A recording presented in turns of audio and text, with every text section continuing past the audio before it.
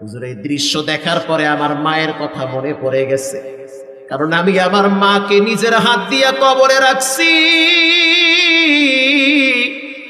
আমার ভাঙ্গা টিনের ঘর, কিচ্ছু ছিল না, কিন্তু আমার মায়ের দোয়া আমার সাথে ছিল। মৃত্যুর আগে আগে আমার মা আমার জন্য দোয়া করেছে, তোর ঘর একদিন উন্নত হবে, তোর জীবন জীবিকা একদিন উন্নত হবে। আমি দোয়া করে গেলাম। আল্লাহু আকবার। কারণ আমার আরো দুইটা ভাই আছে পয়সাওয়ালা, তারা মাকে তেমন দেখে না।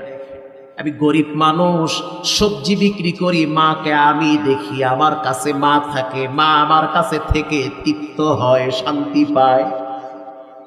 আমার তখন মায়ের কথা মনে পড়ে গেল। আমি আমার মায়ের জন্য ওই বৃদ্ধা মহিলাটাকে 2টা টাকাই দিয়ে দিলাম। আমার নিয়ত ছিল 2 টাকা দিয়ে রুটি আর চা কিনে খাবো। 2টা টাকা যখন আমি তার হাতে দিয়ে বললাম,